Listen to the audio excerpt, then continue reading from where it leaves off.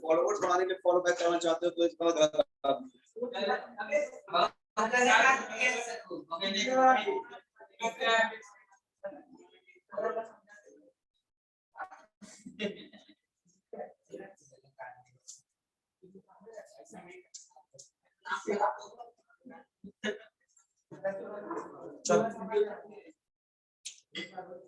अपने को पढ़ना है गिब्स फ्री एनर्जी। हाँ ठीक है,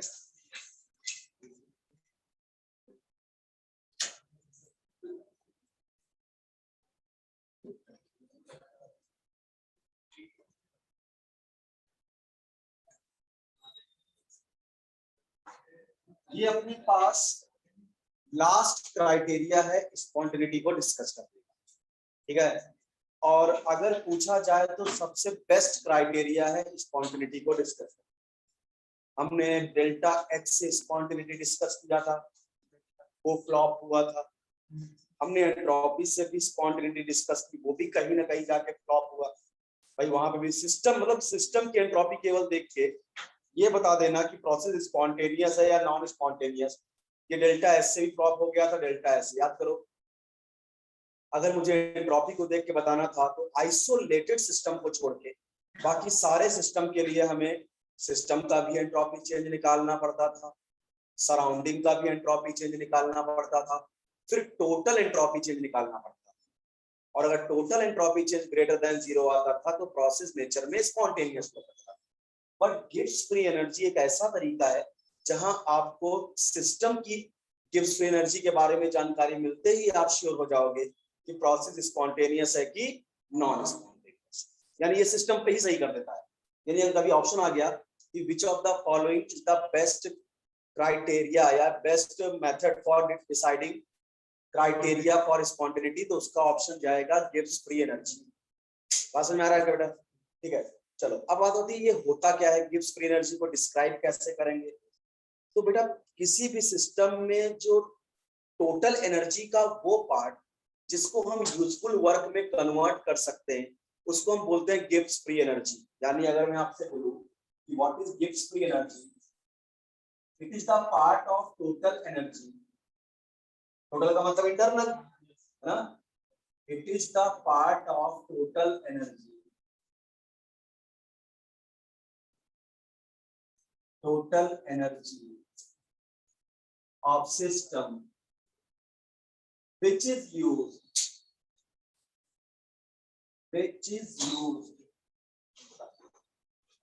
to do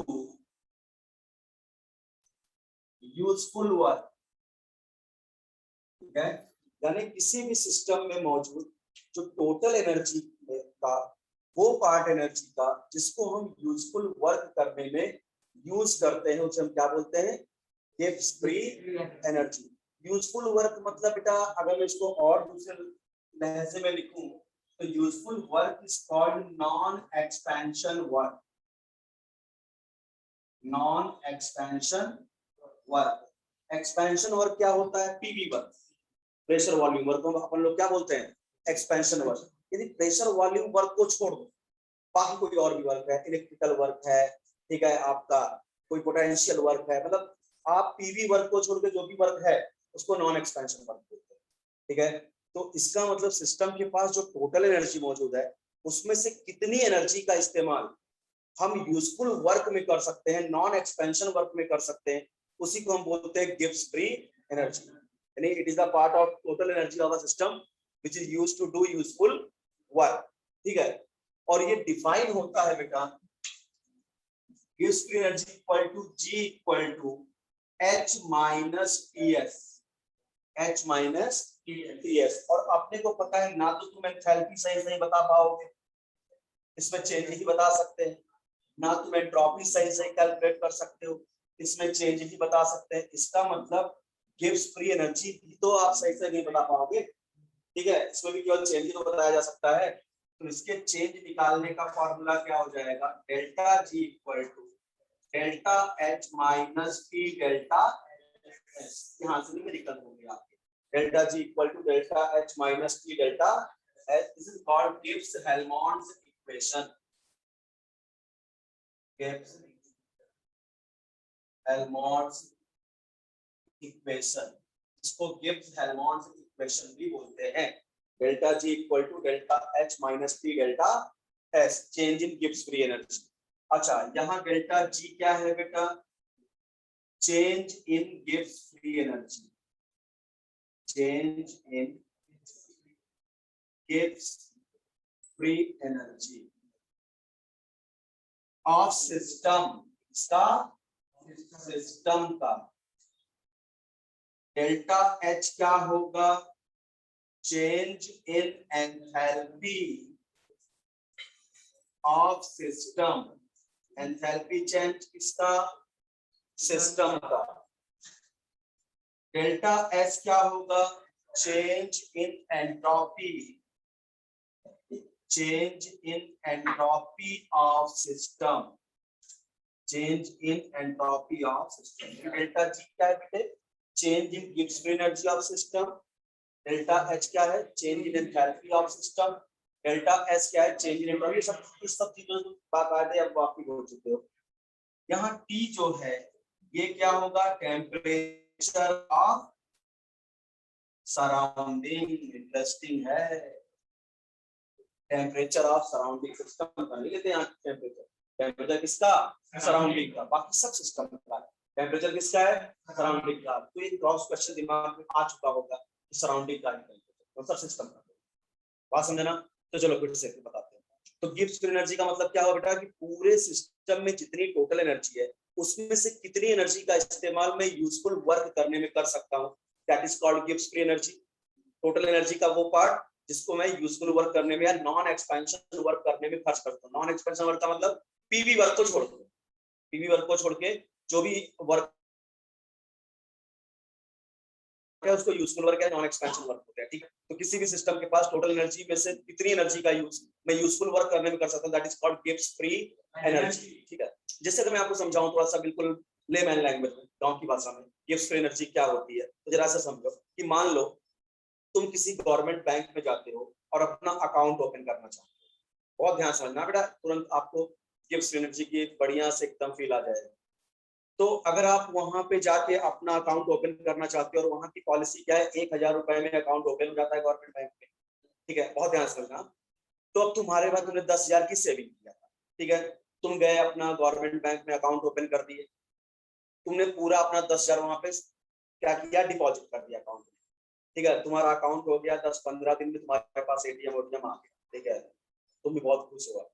ठीक है, एटीएम आया तुम्हारे पास। ठीक, लेकिन उस बैंक की एक पॉलिसी है कि आपको अगर अपने अकाउंट को सस्टेन करना है या अपने अकाउंट को सरवाइव कराना है तो एनी मोमेंट आपके अकाउंट में 1000 रुपए तो रहने चाहिए। मिनिमम बैलेंस मेंटेन करना, मिनिमम बैलेंस मेंटेन करना है आपको। 1000 रुपए आपके अकाउंट में होगा, वो भी आप निकाल लोगे तो आपका अकाउंट ब्लॉक कर दिया जाएगा।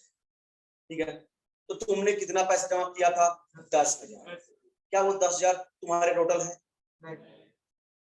है तो तुम्हारे बेटा, वो बैंक के नहीं। ठीक है, 10,000 तो तुम्हारे ही है, यानी वो तुम्हारा डेल्टा है। टोटल एनर्जी तुम्हारे पास 10,000 है। लेकिन ये बताओ, अगर तुम्हें शॉपिंग करने का मन हुआ, कुछ करने का मन हुआ, तो कितने की शॉपिंग कर सकते हो? फ्री हो, जिसके लिए तुमको बैंक को फोन नहीं करना पड़ेगा, साहब खाना खाऊं कि नहीं, हाँ आपने एटीएम भेजा है। ठीक है, क्योंकि आपको 1000 बचाना है, बाकी 10,000 तुम्हारा ही है, पर तुम फ्री होकर कितने का आप मजे ले सकते हो? 9,000 का। That 9,000 is your Gibbs free energy, जिसको तुम फ्री होकर खर्च कर सकते हो अपनी यूजफुल वर्क में। आई होप समझ में आ गया होगा यूजफुल क्या होता है, गिब्स फ्री एनर्जी। समझ आ रहा है क्या? ठीक है, तो टोटल एनर्जी या टोटल एनर्जी तुम्हारी क्या थी? ये था तुम्हारा 10,000, ये तुम्हारे ही थे। ये वो 1000 है जो तुम नहीं खर्च कर सकते। 10,000 में से 1000 माइनस करो, ये 9,000 है जो तुम्हारी फ्री एनर्जी। समझ में आ गया क्या?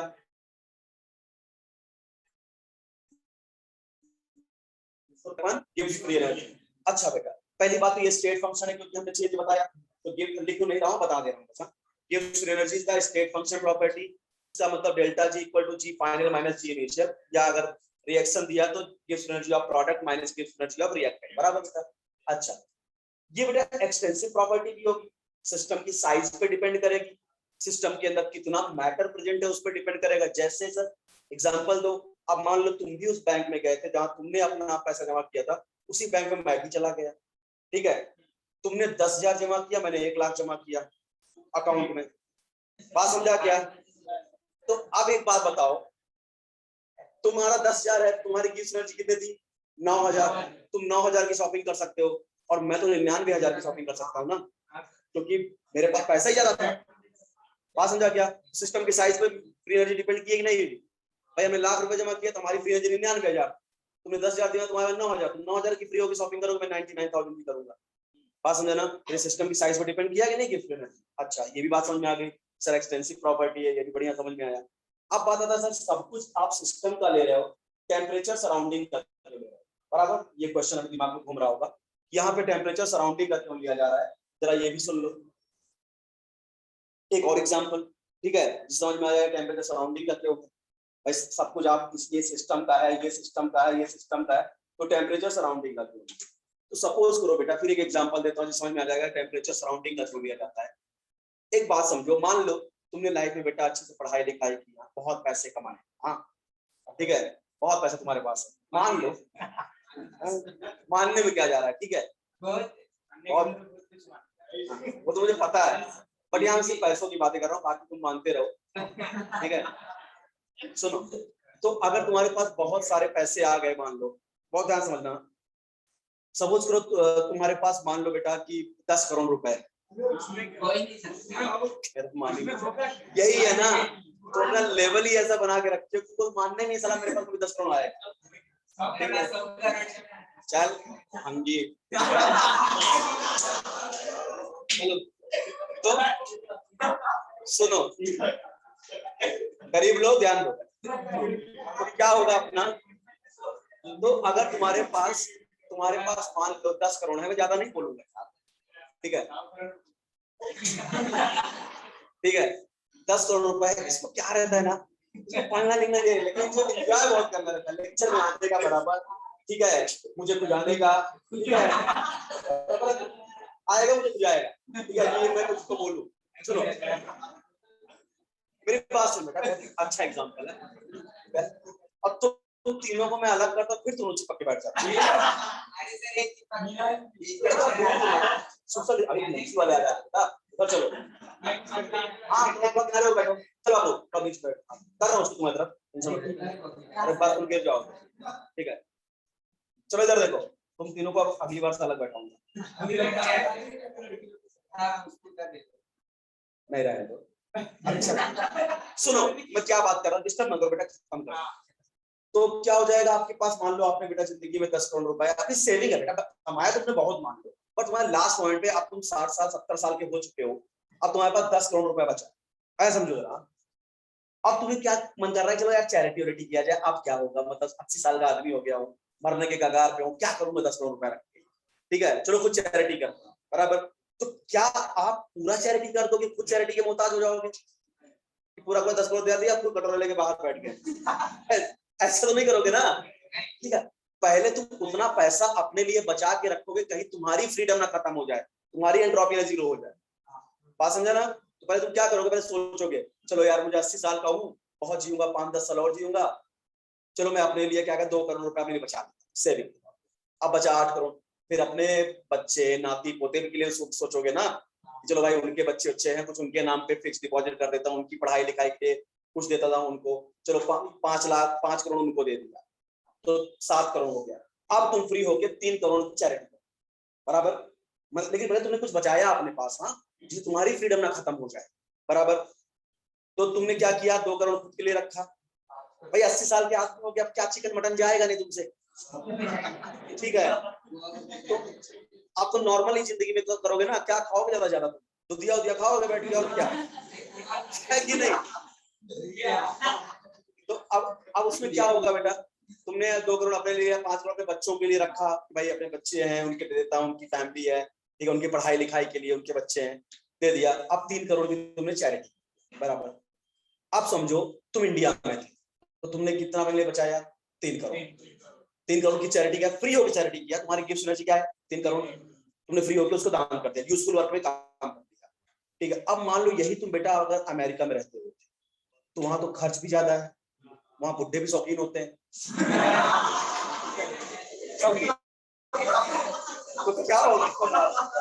पहली बात तो बताता हूँ जिस चीज के तुम हो, ठीक है, सुन बेटा सुन। तो अगर तुम वहां होते तो खुद के लिए क्या 2 करोड़ बचाते क्या? 4 करोड़ मान लो, डबल बचा लेते। हाँ, बच्चों के लिए 5 की जगह 6 करोड़ कर देते, तो 6 4 10, तो 5 अपने लिए, बच्चों को 5 दिया, अपने लिए 4 बचाया। हम शौकीन है भाई, बच्चों को 5 दे पर अपने ज्यादा बचाएंगे। तो अब क्या 1 करोड़ बचा क्या? अब तुम 1 करोड़ की चैरिटी करो। ये अब तुम्हारी गिफ्ट एनर्जी कितनी है?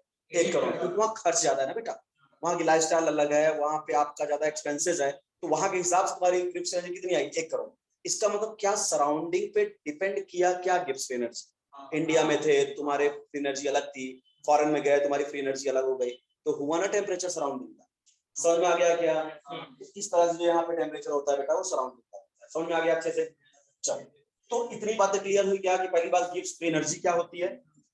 टोटल एनर्जी का वो पार्ट जिसको हम यूजफुल वर्क करने में इस्तेमाल करते हैं उसे बेटा बोलते हैं गिफ्ट एनर्जी।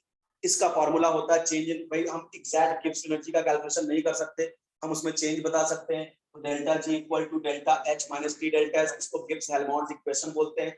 ठीक है, और दूसरी बात हमने क्या बताया, सब कुछ सिस्टम का होता है, टेम्परेचर सराउंडिंग का होता है, गिब्स एनर्जी के स्टेट फंक्शन प्रॉपर्टी होती है, गिब्स एनर्जी एक एक्सटेंसिव फैक्टर है। इतना ज्यादा अपन लोग डिस्कस करेंगे। अब दूसरी बात क्या आती है, मैंने बोला कि वो एनर्जी जिसको आप यूजफुल वर्क करने में खर्च करते हो वही गिफ्ट एनर्जी है, यानी नॉन एक्सपेंशन वर्क में। इसका मतलब क्या होगा, द डिक्रीज, मेरी बात लाइंस बहुत ध्यान सुनना, the decrease in Gibbs free energy is equal to the non expansion work. Agree करते हो क्या इस बात से? The decrease in Gibbs energy is equal to non expansion work. भाई आपने क्या बोला, जितना एनर्जी तुम नॉन एक्सपेंशन वर्क में यूज करोगे वही गिब्स एनर्जी है ना। तो अगर नॉन एक्सपेंशन वर्क में जो एनर्जी यूज करोगे तो डेल्टा जी तो नेगेटिव ही हो जाएगा ना। The decrease in Gibbs energy is equal to non-expansion work.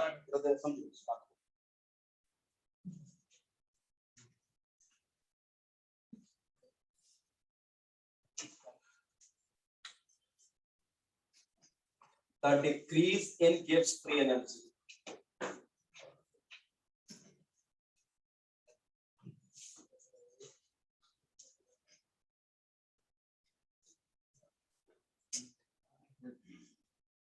is equal to non-expansion work ना।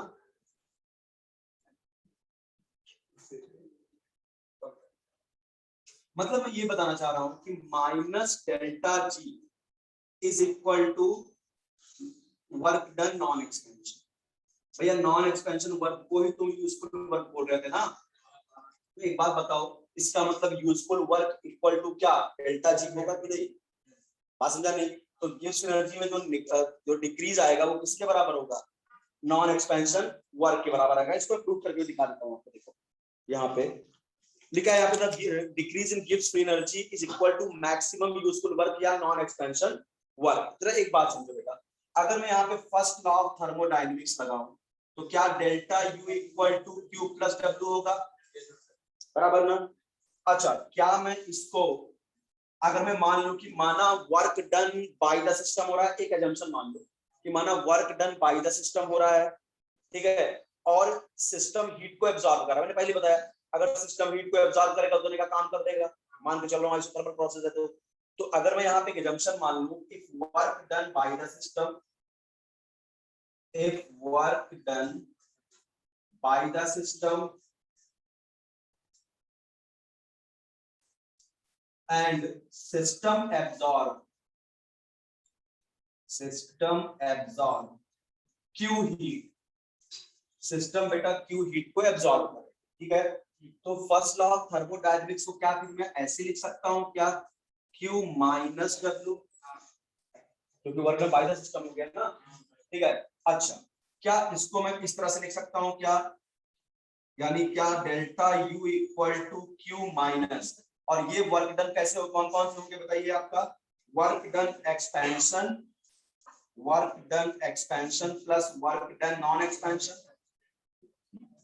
दोनों तरह का वर्क डन होगा ना यहाँ पे, ठीक है। ये हो गया, तो अगर इस फॉर्मूले में यहाँ इसको रख दूं और इसको इधर निकाल दूं तो डेल्टा यू क्यू लिख दूं, क्यू इक्वल टू क्या, delta you plus work done expansion वाला plus work done non expansion वाला, कितना लिख सकता हूँ क्या। अच्छा इस क्यू को क्या मैं लिख सकता हूँ ऐसा, क्या देखो डेल्टा एस इक्वल टू होता है क्यू बाई टी, आज सुबह सुबह पढ़ा था एंट्रोपी चेंज, तो क्या क्या equal Q equal to T delta S लिख सकता हूँ क्या। इसका मतलब Q इक्वल टू क्या हो जाएगा, टी डेल्टा एस, और ये हो गया आपका डेल्टा यू प्लस आपका एक्सपेंशन वर्क होता है P dV, P delta V बराबर ना, एक्सपेंशन वर्क तो यही होता है ना, P delta V plus non expansion work है ना। अगर मैं क्या करूं बेटा, इस डेल्टा एस है ना, इसको क्या मैं डेल्टा एच बोल सकता हूं क्या बेटे, delta U plus P delta we, या तो डेरिवेशन कराया था delta U plus P delta H, और इस डेल्टा एच को इधर ला सकता हूं क्या, T delta S minus delta H is equal to work done non expansion. अच्छा अगर यहाँ से मैं माइनस कॉमन ले लूं आप अपना, तो क्या इसको डेल्टा एच आपका यहाँ पे प्लस टी डेल्टा एस ना, यहाँ पे प्लस टी डेल्टा एस लिख सकता हूँ ये, ठीक है बात समझो, इक्वल टू क्या हो जाएगा, वर्क डन नॉन एक्सपेंशन, ठीक है, T delta S minus delta H, मैंने क्या किया माइनस कॉमन ले लिया। एक बार बताओ अगर माइनस कॉमन ले लो तो minus delta H minus T delta S बराबर, ये अगर यहाँ पे समझो अगर मैं माइनस कॉमन ले लूंगा तो क्या इसको मैं डेल्टा जी लिख सकता हूँ, माइनस डेल्टा जी, माइनस डेल्टा लिख सकता हूँ नहीं, तो इसको क्या मैं माइनस डेल्टा जी लिख सकता हूँ, बराबर है कि नहीं। अरे बाबा अगर मैं सोचो कि अगर मैं केवल इसको सिर्फ माइनस कॉमन ले लूं बाकी ऐसे लिख दूं, तो क्या ये डेल्टा जी का फॉर्मूला है, delta H minus T delta S, delta ji equal to delta H minus T delta S बराबर क्या चीज, delta H minus T delta S, delta H minus bracket bracket, अच्छा अच्छा यहाँ पे माइनस ना, अब ये क्या होगा बेटा, ये हो गया डेल्टा जी, उसके सामने लगा दिया बेटा माइनस साइन, तो minus delta ji is equal to work done क्या, नॉन एक्सपेंशन हो गया क्या। अब ये लाइन पढ़ लो, the decrease in Gibbs free energy is equal to non expansion work, minus delta ji equal to non expansion work, बात समझ आ रहा ना।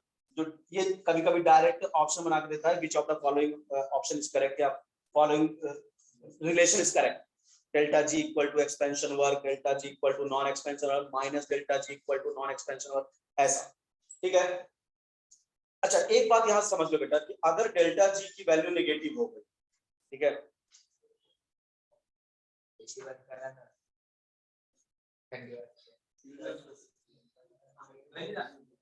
जरा सुनो बेटा, अब कैसे डेल्टा जी स्पॉन्टेनिटी को डिसाइड करता है ये भी देख लो। अगर डेल्टा जी सिस्टम, देखो मैं यहाँ सिस्टम लिख रहा हूँ, मैं टोटल की बात ही नहीं कर रहा हूँ यहाँ, डेल्टा जी सिस्टम अगर निगेटिव आता है तो प्रोसेस होता है स्पॉन्टेनियस, अगर किसी भी प्रोसेस के लिए सिस्टम का डेल्टा जी क्या आता है नेगेटिव, तो प्रोसेस क्या होता है स्पॉन्टेनियस, और अगर डेल्टा जी सिस्टम पॉजिटिव आ जाए तो प्रोसेस होगा नॉन स्पॉन्टेनियस, और डेल्टा जी सिस्टम अगर जीरो आ जाए तो प्रोसेस होगा इक्विलिब्रियम, ठीक है।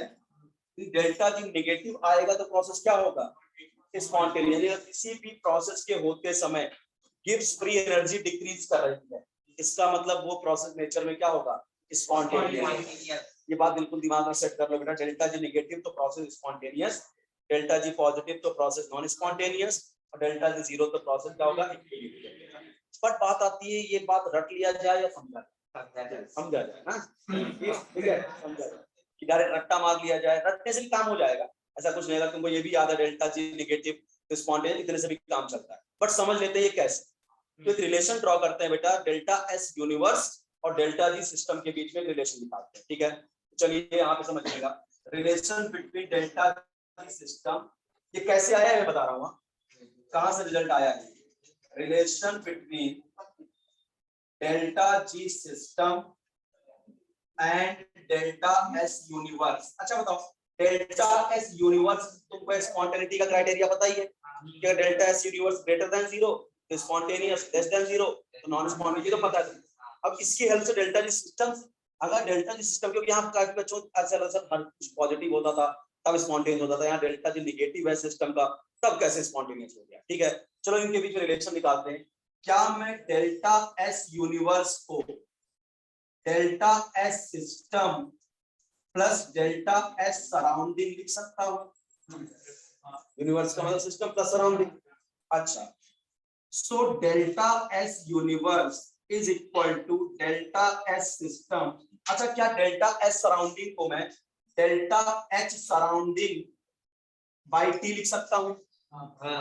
बिल्कुल लिख सकता हूं। क्या भाई, डेल्टा एस सराउंडिंग का मतलब भाई डेल्टा एस का फार्मूला ही क्या होता है, क्यू बाई टी ना, बराबर है कि नहीं? तो क्यू की जगह में डेल्टा एच रख दिया सराउंडिंग का। अच्छा, फिर ध्यान से समझना, delta S universe is equal to delta S system, इसको क्या minus delta S system by T लिख सकता हूं क्या? ध्यान समझना, सराउंडिंग का डेल्टा एस क्या है, पॉजिटिव, तो सिस्टम का पक्का नेगेटिव होगा भाई। सराउंडिंग अगर पॉजिटिव है इसका मतलब सिस्टम ने इसको दिया होगा, तभी क्यू का साइन रहा होगा पॉजिटिव इसके लिए। अगर मैं सिस्टम के लिए लिखूं तो इतना ही नेगेटिव हुआ होगा वो, इसका मतलब इसको मैं लिख सकता हूं minus delta H system divide by T, चलेगा? बस अब टी से जरा पूरी इक्वेशन को मल्टीप्लाई कर दूं तो क्या ये हो जाएगा, T delta S universe plus T delta S system और माइनस क्या, delta H system. So T delta S universe is equal to, यहां से माइनस कॉमन लेके मैं लिख देता हूं, delta H system minus T delta S system. अच्छा एक बात बताओ बेटा, H minus T delta S system के लिखा है, तो क्या ये डेल्टा जी सिस्टम हो गया क्या?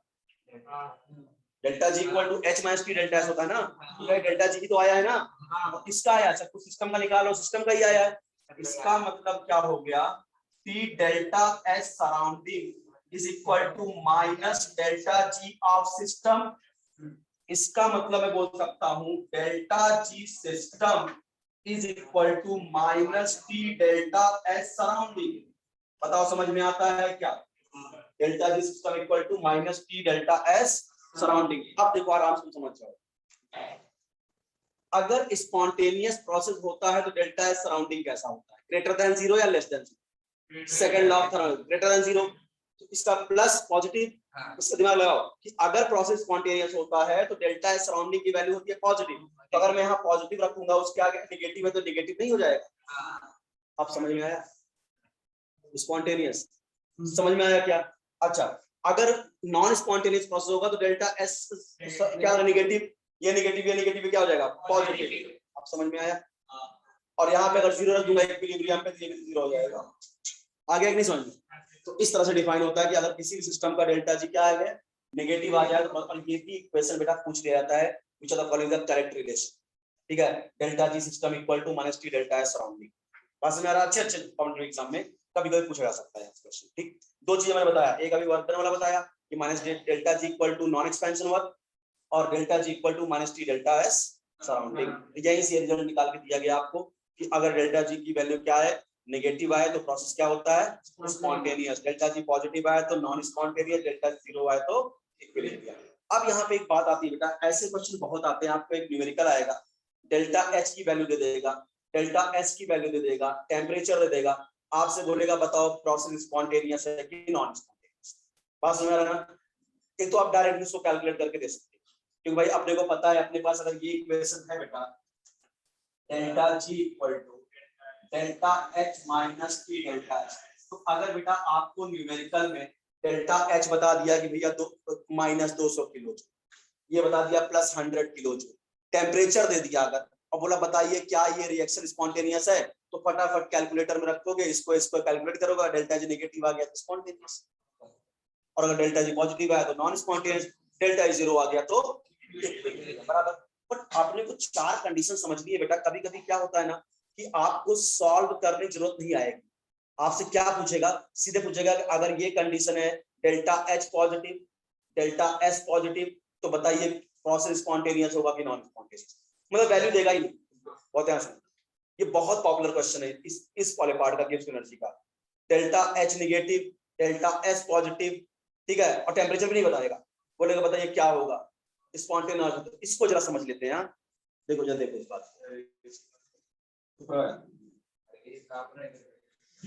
क्यों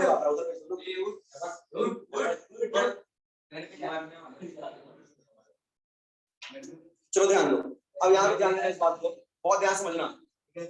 इधर मैं लेता हूँ डेल्टा एच, आराम से देखना सब लोग।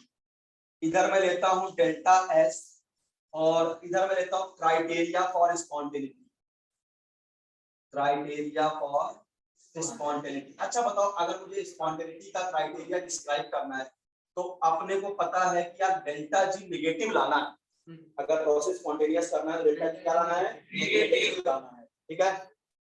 अगर देखो मैं 4 कंडीशन बनाता हूं। अगर delta H positive, delta S positive, delta H negative, delta S positive, ये पॉजिटिव ये नेगेटिव, एक बार दोनों नेगेटिव, बराबर। यही 4 कंडीशन बन सकती है। ठीक है। तो अगर इस कंडीशन के हिसाब से मुझे क्राइटेरिया फॉर स्पॉन्टेनिटी बताना हो, बताइए अगर किसी रिएक्शन का डेल्टा एच पॉजिटिव यानी एंडोथर्मिक रिएक्शन है और डेल्टा एस भी क्या है? पॉजिटिव है, यानी क्या एंट्रोपी क्या हो रही है? बढ़ रही है, बराबर। तो बताइए प्रोसेस स्पॉन्टेनियस किस कंडीशन में प्रोसेस स्पॉन्टेनियस होगा? तो अपना तुरंत फोकस चलना चाहिए डेल्टा जी नेगेटिव लाना। तो अगर मैं इस चीज को यहाँ अप्लाई करूं बेटा, तो delta ji equal to delta H minus T delta S. क्या डेल्टा एच पॉजिटिव रखना है? इसका मतलब ये आपका आ गया plus delta H. Delta S भी क्या रखना है? पॉजिटिव, तो माइनस टी डेल्टा एस। अच्छा आप खुद सोच के बताना ये वैल्यू नेगेटिव कब आएगी? जब डेल्टा एच की वैल्यू न्यूमेरिकल वैल्यू बड़ा होगा T delta S. T delta S समझ में आ गया क्या? इसका मतलब mod of T delta S अगर ज्यादा होगा मॉड ऑफ डेल्टा एच से, तभी तो ये वैल्यू नेगेटिव आएगी। समझ में आ गया क्या? ये बात ध्यान रखिएगा। इस कंडीशन में प्रोसेस स्पॉन्टेनियस मतलब टेम्परेचर बहुत ज्यादा गेम खेलेगा यहाँ पे। ठीक है। अगर तुम यहाँ लोअर टेम्परेचर रखोगे तो यहाँ पे क्या होगा? नेगेटिव की वैल्यू कम आएगी। बहुत हाई टेम्परेचर रखो हाई नेगेटिव आ जाएगा। टी डेल्टा एस का मॉड डेल्टा एस ज्यादा होना चाहिए इस कंडीशन में। ठीक है। अगला देखो, अगर ये डेल्टा एच नेगेटिव है डेल्टा एस पॉजिटिव है, तो अगर यहाँ पे क्राइटेरिया फॉर स्पॉन्टेनिटी बताऊं तो delta H minus T delta S. Delta H इस बार हमने क्या लिया? नेगेटिव, यहाँ लिख दिया माइनस डेल्टा एच। ये क्या लिया? पॉजिटिव, तो ये टी डेल्टा एस। अब सोच के बताना कि ये वैल्यू नेगेटिव लाना है तो कैसे ला सकते हैं भाई? अब यहाँ पे 2 बातें होंगी। देखो डेल्टा एच भी नेगेटिव है और ये क्या लाना है? नेगेटिव। तो कैसे आ सकता है? कुछ बता सकते हो मुझे? यहाँ पे क्या होगा बेटा, अगर टेम्परेचर लोअर होगा, मेरी बात समझिए, तो ये वैल्यू कम आएगी। अब इसको अगर करूंगा तो बताइए आप खुद बताओ यहाँ पे क्या आने वाला है? अगर ये वैल्यू बड़ी होगी तो ओवरऑल क्या आएगा? माइनस। और ये वैल्यू बड़ी होगी तब माइनस, बराबर। सीधी सीधी सी बात है। इसका मतलब क्या होगा कि अगर डेल्टा एच जो है ये मॉड इससे ज्यादा होगा तो क्या आ जाएगा? माइनस वैल्यू आएगी। अच्छा अगर मैं बोलूं कि इसका मतलब कि मॉड की बात करो, नेगेटिव पॉजिटिव मत सोचना, इसकी वैल्यू बड़ी और इसकी वैल्यू छोटी, तब क्या आएगा? यहाँ माइनस है यहाँ माइनस है, माइनस रहेगा, बराबर ना। इसका मतलब इस कंडीशन में क्या हो रहा है? चाहे टेम्परेचर लोअर हो चाहे टेम्परेचर हायर हो, रिएक्शन हमेशा क्या होगी? स्पॉन्टेनियस ही होगी। इसका मतलब अगर ये कंडीशन है किसी भी रिएक्शन का डेल्टा एच नेगेटिव है और डेल्टा एच पॉजिटिव है, यानी एक्सोथर्मिक रिएक्शन हो रही है, हीट रिलीज हो रही है, ठीक है, और एंट्रोपी बढ़ रही है, तो प्रोसेस हमेशा और हमेशा क्या होगा? स्पॉन्टेनियस। चाहे फिर रिएक्शन को तुम लोअर टेम्परेचर पे कराओ चाहे हायर टेम्परेचर पे कराओ। यानी यहां मैं लिख सकता हूं reaction is spontaneous at every temperature. समझ में आया क्या? तो यहां मैं लिख सकता हूं रिएक्शंस आर स्पॉन्टेनियस। समझ में आ रहा है कि are spontaneous at every temperature. हर टेम्परेचर पे रिएक्शन क्या होगी?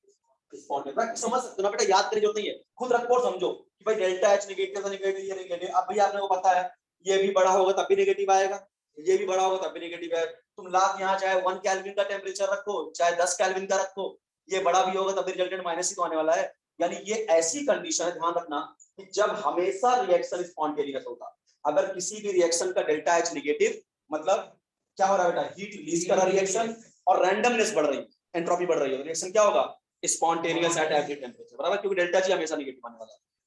तीसरा केस पकड़ते हैं यहाँ कि डेल्टा एच पॉजिटिव और डेल्टा एस नेगेटिव। चलो, so delta ji equal to delta H minus T delta S. Delta H क्या मैंने माना है, पॉजिटिव, यहां रख दिया plus delta H. Delta S क्या माना है, नेगेटिव, अगर मैं यहाँ नेगेटिव रखूंगा, नेगेटिव नेगेटिव क्या पॉजिटिव नहीं हो जाएगा, बराबर। अब बताओ, अगर मुझे लाना है क्या यहाँ पे स्पॉन्टेनिटी, तो अब कोई भी कंडीशन तुम लगा लो, ये रिएक्शन स्पॉन्टेनियस नहीं होगा, कुछ भी करोगे तो ये नेगेटिव आने वाला ही नहीं है। The reaction is non-spontaneous at every temperature. समझ में आ रहा है क्या? तो reaction is non-spontaneous. Reaction is non-spontaneous at every temperature. At every temperature. Reaction her temperature पे क्या होगी, नॉन स्पॉन्टेनियस। दिमाग लगाओ ना बेटा, तुम सिस्टम में हीट दे रहे हो, यानी सिस्टम का टेम्परेचर बढ़ा रहे हो और एंट्रोपी घट रही है, क्या ये पॉसिबल है? नहीं। अगर तुम सिस्टम को हीट दोगे तो एंट्रोपी बढ़नी चाहिए ना, एंट्रोपी कम हो रही है, इसका मतलब गलत है ये चीज। बात समझ में आ रहा है क्या?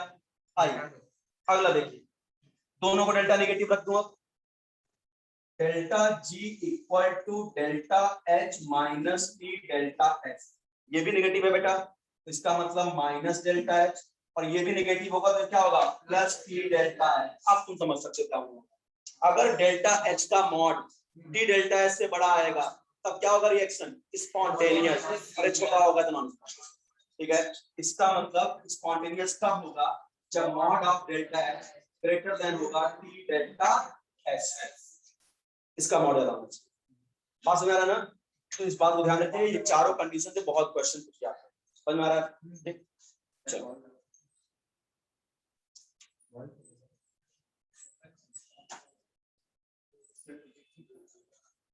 अब इसमें बेटा लास्ट बात आती है गिब्स फ्री एनर्जी में, कि आपसे पूछते हैं कि स्टैंडर्ड गिब्स फ्री एनर्जी और इक्विलिब्रियम कांस्टेंट में क्या रिलेशन होता है। The relation between standard Gibbs free energy and equilibrium, इसमें भी एक न्यूमेरिकल आता है, ठीक है। The relation between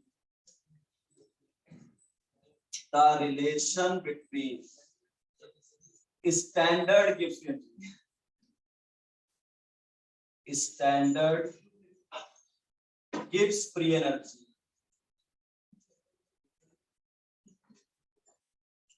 and equilibrium constant,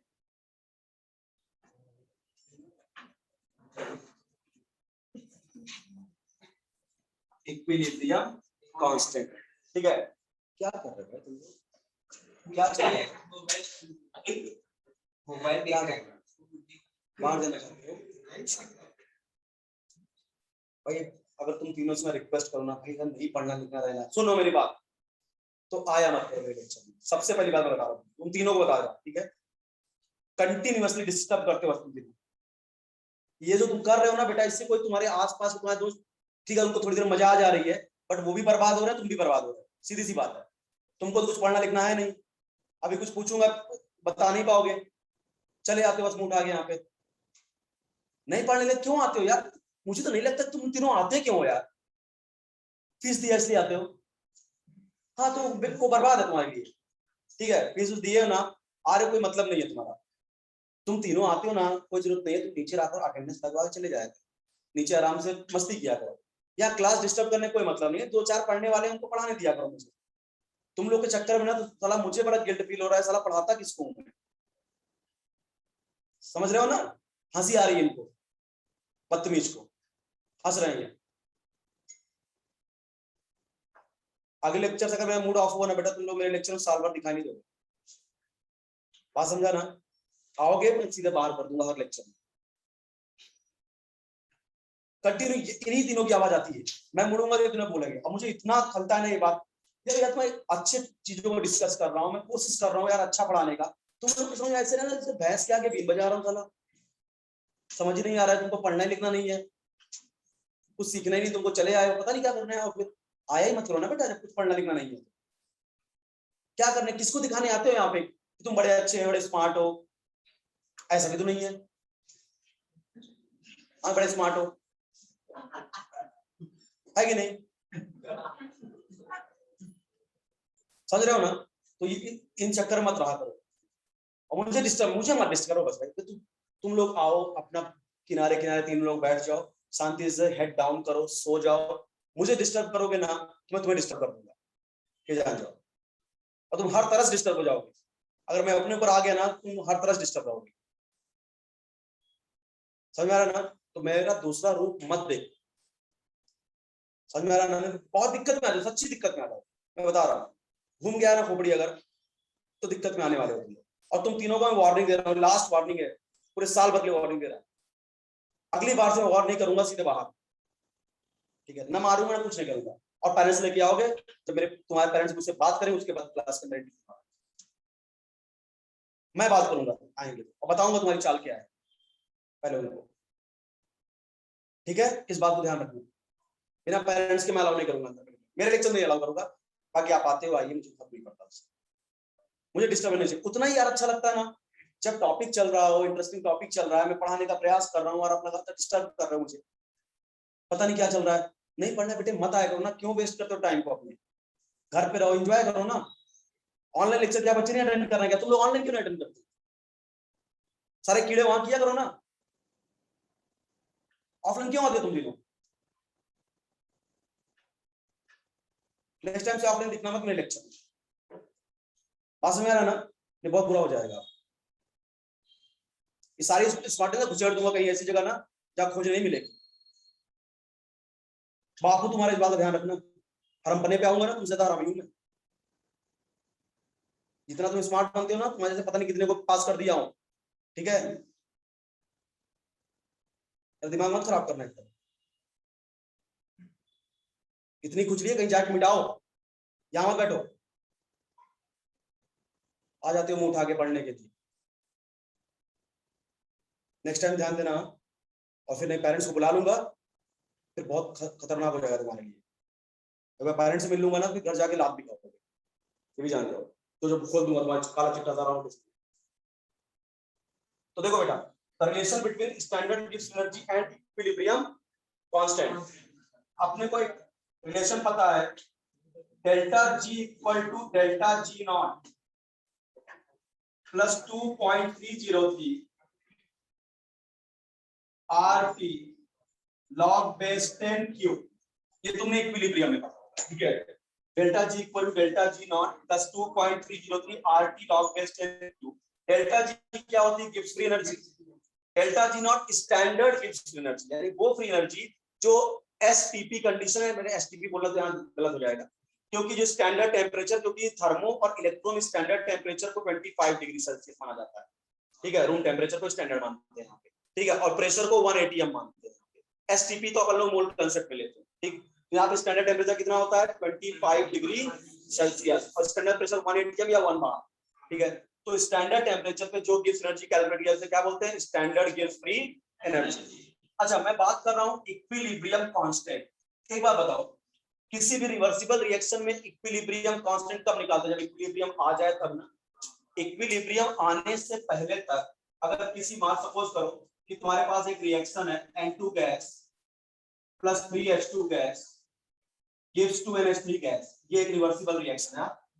अगर ये रिवर्सिबल रिएक्शन थोड़ी देर बाद इक्विलिब्रियम आएगी, तो अगर इक्विलिब्रियम आने से पहले तक तुम इसके प्रोडक्ट के एक्टिव मास का रेशियो और रिएक्टेंट के एक्टिव मास का रेशियो लेते हो, तो ये रेशियो कहलाता है Q, जिसको रिएक्शन क्वोशिएंट बोलते हैं, ठीक है? तो क्या बोलते हैं? Reaction quotient. यानी किसी भी रिवर्सिबल रिएक्शन में इक्विलिब्रियम आने से पहले तक अगर हम प्रोडक्ट और रिएक्टेंट के एक्टिव मास का मतलब मोलर कंसंट्रेशन का रेशियो लेते हैं, उसे क्या बोलते हैं? Q। जैसे ही इक्विलिब्रियम आएगी, यही Q Kc बन जाता है, इक्विलिब्रियम कांस्टेंट। बात समझा ना?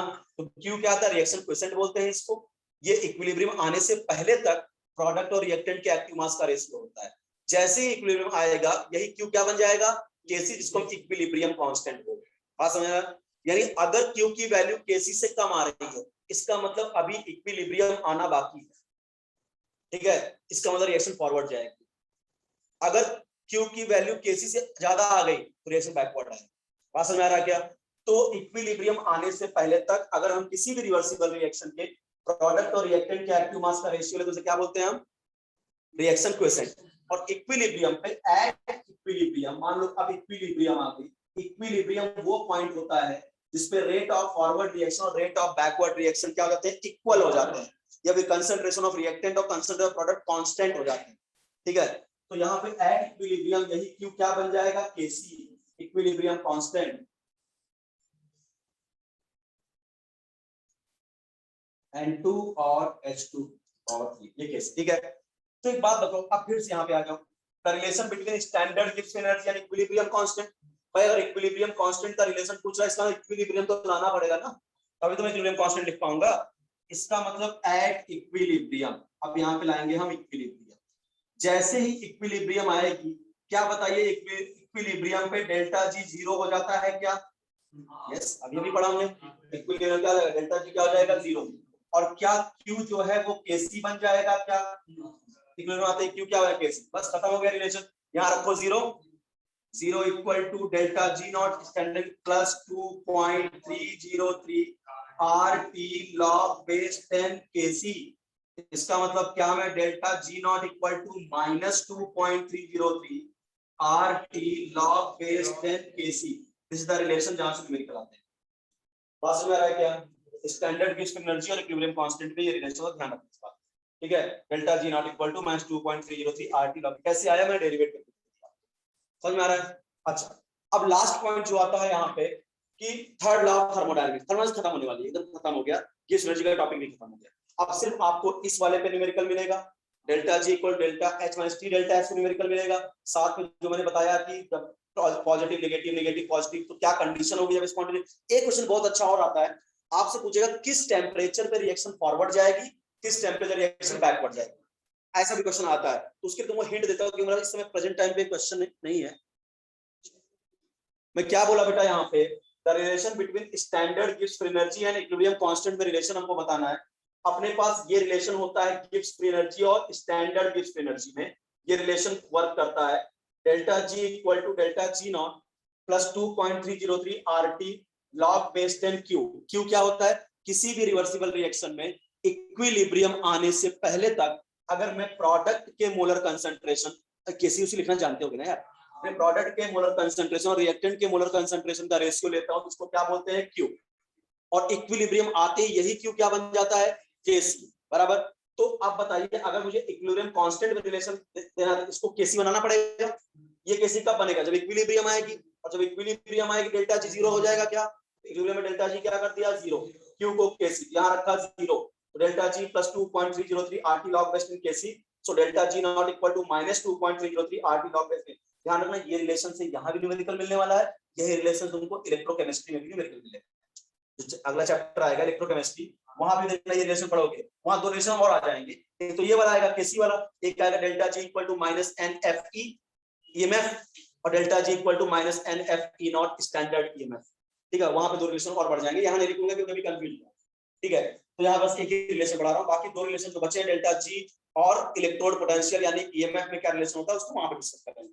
तो याद रखिएगा, स्टैंडर्ड गिब्स फ्री एनर्जी है, गिब्स फ्री एनर्जी तो इक्विलिब्रियम पे जीरो होती है, स्टैंडर्ड गिब्स फ्री एनर्जी और इक्विलिब्रियम कांस्टेंट पे क्या रिलेशन होता है, ध्यान रखना कि at equilibrium Gibbs free energy change is zero but standard Gibbs free energy change never be zero, इसकी वैल्यू ये आती है। बात समझ आ रहा है क्या, इस बात का ध्यान रखेंगे। अभी समझ में आया भाई अमित?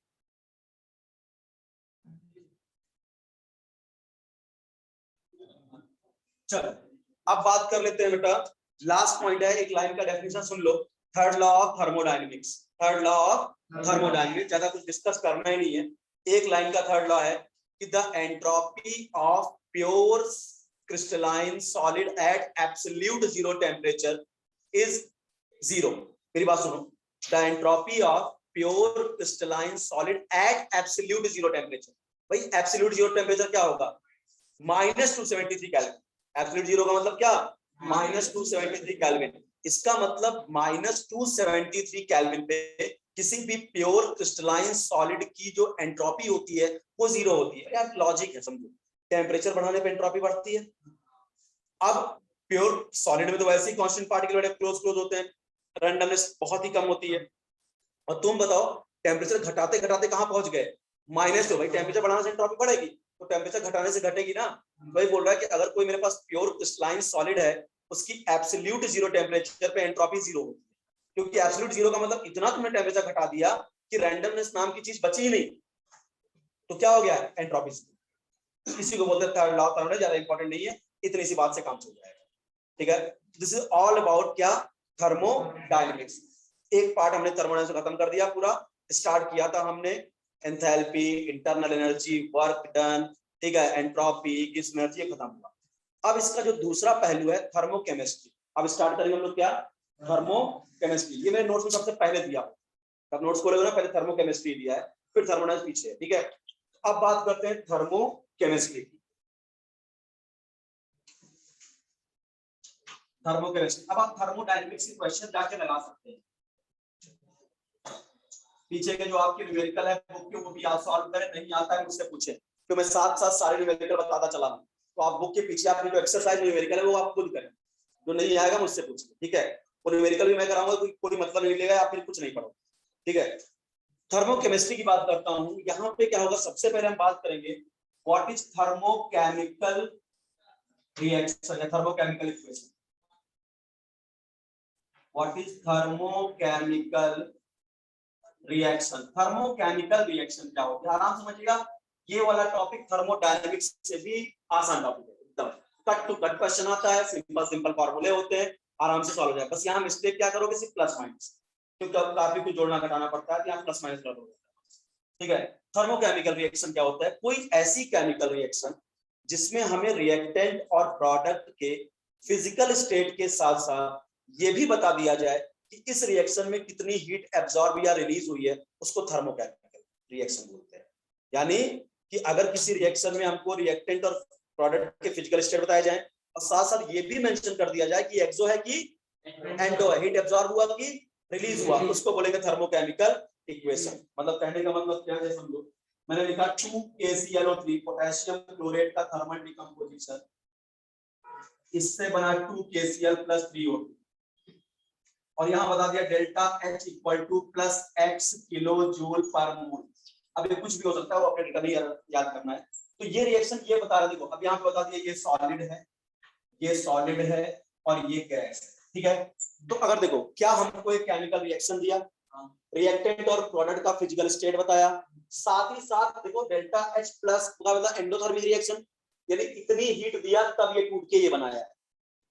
यानी अगर केमिकल रिएक्शन में रिएक्टेंट और प्रोडक्ट की फिजिकल स्टेट के साथ साथ उस रिएक्शन में होने वाले हीट चेंज को भी बता दिया जाए, उसे क्या बोलते हैं, थर्मोकेमिकल। ये कंप्लीट रिएक्शन क्या कहलाएगी, थर्मोकेमिकल, मतलब थर्मोकेमिकल रिएक्शन। अगर मैं इसी को छुपा लूं तब ये केमिकल रिएक्शन, दिखा दूं तो थर्मोकेमिकल। बात समझा क्या, यानी किसी भी केमिकल रिएक्शन में रिएक्टेंट और प्रोडक्ट की फिजिकल स्टेट के साथ साथ अगर हमें रिएक्शन के दौरान होने वाले हीट चेंज को भी बता दिया जाए कि इतनी हीट एब्जॉर्ब हुई या इतनी हीट रिलीज हुई, ये भी बताते हैं हमको। ऐसे रिएक्शन क्या बोलते हैं, थर्मोकेमिकल रिएक्शन। ठीक है, अच्छा बताओ तरह रिएक्शन कितने तरह की हो सकती है, तो भाई या तो रिएक्शन होते समय हीट देना पड़ेगा एंडोथर्मिक, या तो तुम रिएक्शन कराओगे हीट निकलेगी एक्सोथर्मिक।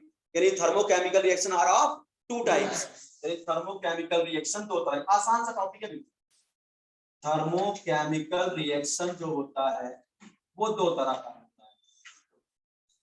कौन कौन सा बेटा, एक्सोथर्मिक, भाई या तो रिएक्शन के दौरान हीट रिलीज होगी और या तो रिएक्शन कराने के लिए आपको हीट देनी होगी। ठीक है, एंडोथर्मिक। अब एक एक को डिटेल में पढ़ लेते हैं, एक्सोथर्मिक क्या होता है, एंडोथर्मिक क्या होता है। चलिए स्टार्ट करते हैं सबसे पहले एक्सोथर्मिक रिएक्शन। एक्सोथर्मिक रिएक्शन, इसको मैं डिफाइन कर सकता हूं, the reaction which evolve heat, है ना, ऐसी रिएक्शन जहां पे हीट निकलती है रिएक्शन के दौरान, उसे क्या बोलते हैं, एक्सोथर्मिक ना। The reaction which evolve heat, उसे क्या बोलते हैं, एक्सोथर्मिक। अच्छा बताओ, इसका मतलब डेल्टा H एक्सोथर्मिक का क्या होना चाहिए, नेगेटिव, बराबर भाई, ये सब तो छोटी छोटी बात है यार। डेल्टा H क्या होगा, नेगेटिव। अच्छा डेल्टा H जो होता है क्या enthalpy of product minus enthalpy of reactant होगा।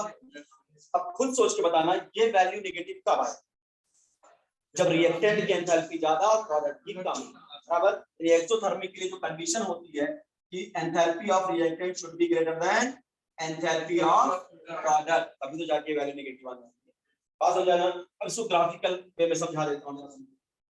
मान लो इधर है एनर्जी और इधर है आपका रिएक्शन प्रोग्रेस।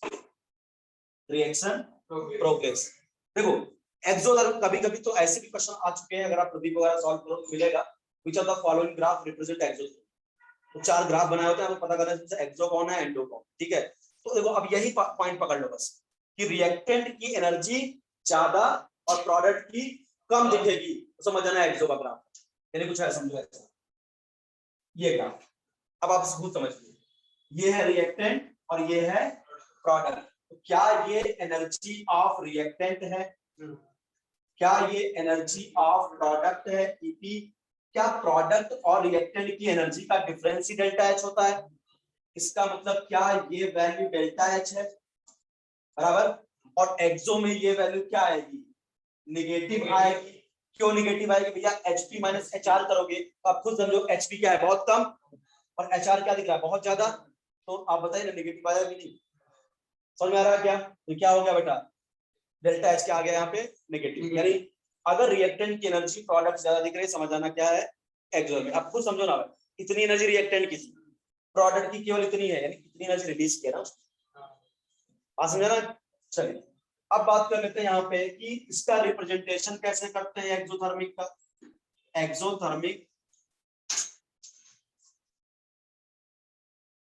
एक्सोथर्मिक का रिप्रेजेंटेशन कैसे करते हैं जरा समझो। अगर मान लो रिएक्टेंट ए प्लस बी मिलके क्या बनाएंगे, सी प्लस डी, और साथ में हीट भी तो बनाएंगे भाई। अगर रिएक्शन के दौरान हीट रिलीज हो रही है, इसका प्रोडक्ट के साथ और क्या बनेगा, हीट भी तो बनेगी ना। क्या इसको ऐसे भी लिख सकता हूं क्या, a plus b minus heat is equal to c plus D.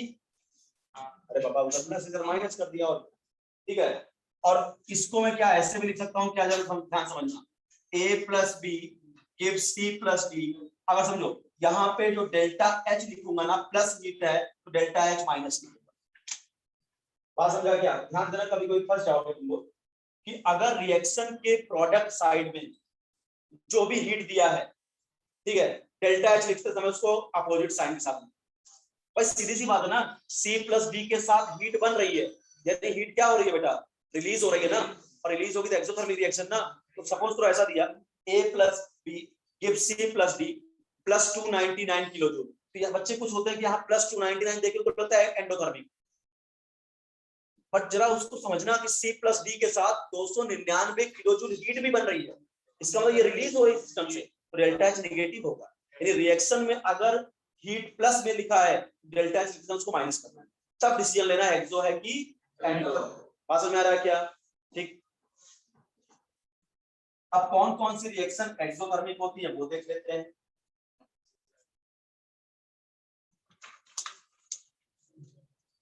Examples of exothermic reaction, जितनी भी बेटा कंबशन रिएक्शन होती है ना, जब हम किसी भी सब्सटेंस को एक्सेस ऑफ एयर में बर्न करते हैं तो exothermic. All the combustion reactions are exothermic in nature, ठीक है, वहां हीट रिलीज होती है, ठीक है, ओके। जब एसिड और बेस आपस में रिएक्शन करते हैं, उस रिएक्शन को हम लोग क्या बोलते हैं, न्यूट्रलाइजेशन रिएक्शन, वो भी एक्सोथर्मिक रिएक्शन होती है। तीसरा, रिस्पिरेशन कैसा होता है, एक्सोथर्मिक ना, रिस्पिरेशन भी कैसा होता है बेटा, एक्सोथर्मिक रिएक्शन होता है। अगला, जितनी भी फॉर्मेशन रिएक्शन होती है वो मोस्टली क्या होती है बेटा, एक्सोथर्मिक, बट यहाँ थोड़ा सा एक्सेप्शन है, ठीक है। 90% of formation reactions are exothermic, ठीक है, बट कुछ ऐसी भी फॉर्मेशन रिएक्शन होती है जो क्या होती है, एंडोथर्मिक। अब फॉर्मेशन रिएक्शन का मतलब समझा दूं हल्का सा, अगर ये अभी जस्ट थोड़ी देर स्टार्ट करूंगा हीट ऑफ फॉर्मेशन क्या होता है, कि अगर मैं किसी भी, मैंने तो लैटिस एनर्जी के समय तुमको पढ़ाया था, कि मैंने तुमको केमिकल बॉन्डिंग में लैटिस एनर्जी पढ़ाया था। केमिकल बॉन्डिंग का पूरा लेक्चर अभी कंप्लीट नहीं हुआ है, बट कल मेरा लेक्चर कंप्लीट हो जाएगा एक क्लास में, कल फाइनल इनको टच देना है hydrogen molecular orbital theory, back bonding ये सब, तो उसको करा के मैं आपको वीडियो शेयर कर दूंगा केमिकल बॉन्डिंग का, ठीक है। तो आप केमिकल बॉन्डिंग वहां से पूरा देख लेना बेटा ईमानदारी से, क्योंकि विदाउट केमिकल बॉन्डिंग तुम्हारी केमिस्ट्री ढंग की नहीं हो पाएगी। तो केमिकल बॉन्डिंग मैं तुमको साथ वीपीटी तक ही पढ़ाया, वैलेंस बॉन्ड थ्योरी, अभी आगे का पूरा हाइब्रिडाइजेशन बाकी है, वेस्पर थियरी बाकी है, मॉलिक्यूलर ऑर्बिटल थियरी बाकी है, ड्रैगोज रूल बाकी है, बॉन्ड एंगल बाकी था, पेंट रूल बाकी था, पी पाई डी पाई बाकी है। ये सब के वीडियो कल कंप्लीट हो जाएंगे, फिर मैं आपको शेयर करूंगा। इक्विलिब्रियम मैंने सर को भेज दिया, इक्विलिब्रियम आपको आ जाएगा। अभी आयनिक भेजा, एक्चुअली क्या मैंने केमिकल इक्विलिब्रियम को अपने लैपटॉप में सेव किया, पर उसको पहले अपने यूट्यूब चैनल पे डालना पड़ेगा, उसके बाद में तो अपने को आयनिक इक्विलिब्रियम का मैंने भेज दिया, ठीक है। तो उसको आप देखिए, मैं केमिकल का भी शेयर कर दूंगा, नहीं समझ में आ गया केमिकल का भी शेयर कर, ठीक है। चलो, लेकिन केमिकल बॉन्डिंग बेटा प्लीज कर लेना, बिकॉज़ केमिकल बॉन्डिंग से 3 से 4 क्वेश्चन आते हैं नीट वगैरह, और जेईई में भी 2 से 3 क्वेश्चन आ जाते हैं। तो बहुत इंपॉर्टेंट चैप्टर। एक्चुअली क्या तुम वो चैप्टर में क्यों बोल रहा हूँ करने के लिए, बिना उसके तुम्हारा कंसेप्ट प्रॉपर क्लियर होगा ही, ठीक है। कि क्या होता है, हर जगह पे बॉन्डिंग लग ही जाती है। तो अपने बीबीडी तक अपन ने क्लियर किया, तो उसके बाद समय नहीं मिल पाया अपने को कि अब उसको कंटिन्यू करें, बट मैं देख रहा था दूसरी जगह अगर मैं पढ़ा ही रहा हूँ तो कोई टेंशन नहीं, मैं उसको आपको शेयर कर दूंगा, आप कंप्लीट कर लीजिएगा, ठीक है। तो एग्जांपल देखो, फॉर्मेशन रिएक्शन क्या होता है, अगर मैं किसी भी सब्सटेंस का बेटा 1 मोल बनाऊं, उसके कॉन्स्टिट्यूएंट एलिमेंट से बनाऊं। अब कुछ याद आ रहा होगा जब मैंने बॉर्न-हाइपर साइकिल पढ़ाया, ठीक है, केमिकल बॉन्डिंग, कि अगर मैं कोई भी सब्सटेंस का 1 मोल बनाऊं, उसके कॉन्स्टिट्यूएंट एलिमेंट से बनाऊं, और वो एलिमेंट अपने स्टैंडर्ड स्टेट में मौजूद हो, तो उस समय जो भी हीट एब्जॉर्ब या रिलीज होती है उसको हीट ऑफ फॉर्मेशन बोलते हैं। हीट ऑफ फॉर्मेशन, सपोज समझो, मान लो मैंने 1 मोल NaCl बनाया, ठीक है। अब इसके कॉन्स्टिट्यूएंट एलिमेंट कौन कौन से, सोडियम और क्लोरीन। हमने 1 मोल सब्सटेंस बनाया, किससे बनाया, कॉन्स्टिट्यूएंट एलिमेंट से, और वो एलिमेंट अपने स्टैंडर्ड स्टेट में होना चाहिए। तो सोडियम की स्टैंडर्ड स्टेट क्या होती है, Na सॉलिड, और किसकी क्या होती है, Cl2 गैस, और रिएक्शन बैलेंस भी होनी चाहिए, ठीक है। यहाँ 1/2 कर दूं, हो गया बैलेंस रिएक्शन। यानी 1 मोल बनाया, कॉन्स्टिट्यूएंट एलिमेंट से बनाया, और वो एलिमेंट अपने स्टैंडर्ड स्टेट में भी मौजूद है। इस समय जो हीट एब्जॉर्ब या रिलीज होगी उसे क्या बोलेंगे, हीट ऑफ फॉर्मेशन। यानी किसी भी सब्सटेंस के 1 मोल को बनाने के लिए जो भी हीट एब्जॉर्ब या रिलीज होती है क्या बोलते हैं, हीट ऑफ फॉर्मेशन। बट अंतर है भाई, हो सकता है मैं NaCl ऐसे ही बना सकता हूं कि मैं 1 मोल NaCl बनाया, लेकिन मैं कॉन्स्टिट्यूएंट एलिमेंट के बजाय मैं इसके कॉन्स्टिट्यूएंट आयन से बना दूं, ये भी NaCl बन जाएगा।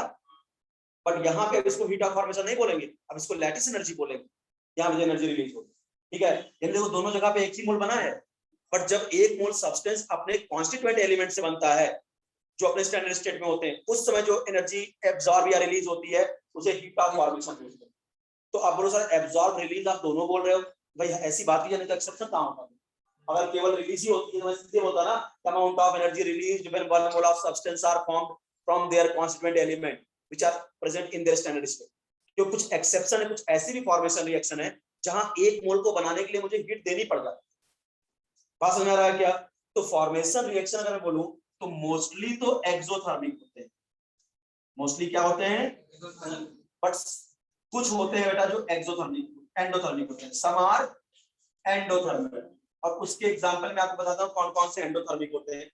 कोई भी नॉक्स बने, नॉक्स का मतलब नाइट्रोजन के ऑक्साइड, कोई भी अगर नॉक्स बन रहा है तो वो हमेशा समझ लो हाई टेम्परेचर रिएक्शन होगी, क्योंकि नाइट्रोजन और नाइट्रोजन के बीच में ट्रिपल बॉन्ड होता है। उसकी बॉन्ड एनर्जी इतनी ज्यादा होती है कि रूम टेम्परेचर पे नाइट्रोजन अपने कोई ऑक्साइड या रूम टेम्परेचर में नाइट्रोजन तो रिएक्शन नहीं करता, हाईली इनर्ट होता है, क्योंकि नाइट्रोजन नाइट्रोजन क्या होता है, ट्रिपल बॉन्ड, ठीक है। अगर ट्रिपल बॉन्ड है इसका मतलब बॉन्ड एनर्जी क्या है, बहुत ज्यादा। तो रूम टेम्परेचर नाइट्रोजन रिएक्शन नहीं करता, नाइट्रोजन का अगर ऑक्साइड बनाना है तो कम से कम 2000 केल्विन का टेम्परेचर लगता है। बात समझा क्या। इसका मतलब क्या है, नाइट्रोजन के ऑक्साइड बनाने के लिए क्या करना पड़ेगा, आपको हीट देनी पड़ेगी। इसका मतलब N2+O2 हम पी ब्लॉक में पढ़ाएंगे आपको, जितने भी हैं NO हो गया, NO2 हो गया, N2O3 हो गया, N2O4 हो गया, N2O5 हो गया, तमाम नाइट्रोजन के ऑक्साइड हो गए, ठीक है। नॉक्स का बनना क्या होता है बेटा, आपका यहाँ पे हीट देनी पड़ेगी। कोई पूछ ले क्यों एंडोथर्मिक होते, बता सकते हो, क्योंकि नाइट्रोजन नाइट्रोजन की ट्रिपल बॉन्ड होने के कारण इसकी बॉन्ड एनर्जी काफी ज्यादा होती है, जो रूम टेम्परेचर पे अपना बॉन्ड तोड़ता ही नहीं है, बहुत हाई टेम्परेचर लगता है।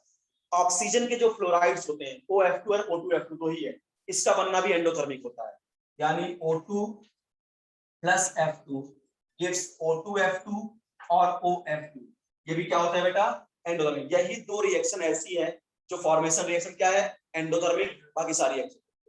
और इन्हीं दोनों के चक्कर में अपने को बोलना पड़ता है कि जब हम 1 मोल बनाते हैं कॉन्स्टेंट एलिमेंट से बनाते हैं, तो जो भी हीट एब्जॉर्ब या रिलीज, एब्जॉर्ब इन्हीं दोनों चक्कर बोलना पड़ता है, नहीं तो हमेशा हम रिलीज ही बोलते हैं। क्योंकि जब भी बेटा बॉन्ड बनेगा तो एनर्जी रिलीज होती है, यहाँ देना पड़ जाता है। ऐसा नहीं है कि रिलीज क्या सर यहाँ पे रिलीज नहीं होगी, यहाँ पे रिलीज होगी, बट तुम दोगे 400 जूल इनको रिएक्शन कराने के लिए, रिलीज करेंगे 200, नेट तो पॉजिटिव ही आएगा। ऐसा नहीं नॉक्स बनेगा तो एनर्जी रिलीज नहीं होगी, पहले तो दोगे तोड़ने के लिए बॉन्ड, वहां तुमने दिया 500 किलो जूल, तब रिएक्शन किए, जब बनाए तो 200 किलो जूल रिलीज कर दिए, तब भी तो प्लस 300 ही है ना अभी डेल्टा एच की वैल्यू। बात समझ में आ रहा है क्या? तो इस तरह से होता है। अब आ जाते हैं एंडोथर्मिक रिएक्शन। आइए जरा ध्यान, एंडोथर्मिक रिएक्शन देखिए। एंडोथर्मिक रिएक्शन का मतलब क्या होता है? ऐसी केमिकल रिएक्शन जहां हीट एब्जॉर्ब होती है। यहाँ पे क्या होती है बेटा? हीट एब्जॉर्ब होती है, यानी रिएक्टेंट, जिसे मैं बोलूं A plus B plus X kilo joule gives C plus D, यानी A और B अकेले मिलकर C प्लस D नहीं बना पाए, जब उसको मैंने थोड़ा सा हीट दिया तब जाके बना, तो हो गया ना एंडोथर्मिक, यानी हीट देने पे ये रिएक्शन होगी। अच्छा, क्या इसको मैं ऐसे लिख सकता हूँ क्या? A plus B gives C plus D minus X kilo joule, और अगर यहाँ माइनस है तो डेल्टा H में मैं क्या लिखूंगा? प्लस X किलो जूल, यानी एंडोथर्मिक। बात समझ रहा? अच्छा, अगर एंडोथर्मिक है तो डेल्टा H क्या आएगा? पॉजिटिव, और डेल्टा H होता क्या है? Enthalpy of product minus enthalpy of reactant. बताओ ये वैल्यू पॉजिटिव कब आएगी? जब प्रोडक्ट की एंथैल्पी ज्यादा होगी रिएक्टेंट से ना, तो HP is greater than HR। ठीक है, अब ग्राफ भी बना लो। तो देखो यहाँ पे, अगर यहाँ पे मैं एनर्जी ले लूं और इधर मैं ले लूं बेटा रिएक्शन प्रोग्रेस, तो देखो अपने को क्या है? प्रोडक्ट की एनर्जी ज्यादा, रिएक्टेंट कम, ग्राफ ऐसा है। ये रिएक्टेंट, ये प्रोडक्ट, देखो ये हो गया आपका एनर्जी ऑफ रिएक्टेंट, ये हो गया एनर्जी ऑफ प्रोडक्ट, इनमें जो डिफरेंस होगा वो क्या होगा? Delta H। समझ में आ रहा है ना? अब इसके एग्जांपल्स क्या क्या होते हैं एंडोथर्मिक के? जितने भी बेटा डिसोसिएशन रिएक्शन होती है, जहां पे आपको बॉन्ड वगैरह को तोड़ना पड़ेगा, ठीक है, एग्जांपल के तौर पे जितने भी आपकी क्या है डिसोसिएशन रिएक्शन, एक देखो ऊपर ही लिखा है डिसोसिएशन रिएक्शन, वहां पे आपको हीट देनी पड़ेगी। Second, fusion reaction. फ्यूजन में क्या होता है बेटा? आप सुबह ही पढ़ा था, एक मोल सॉलिड लिक्विड में कन्वर्ट हो रहा था, तो सॉलिड क्या लिक्विड में अपने आप कन्वर्ट हो जाएगा क्या? सराउंडिंग से एब्जॉर्ब करके कन्वर्ट होगा ना, तो एंडोथर्मिक हुआ कि नहीं? वेपराइजेशन रिएक्शन है ना, ये सब क्या है बेटा आपके?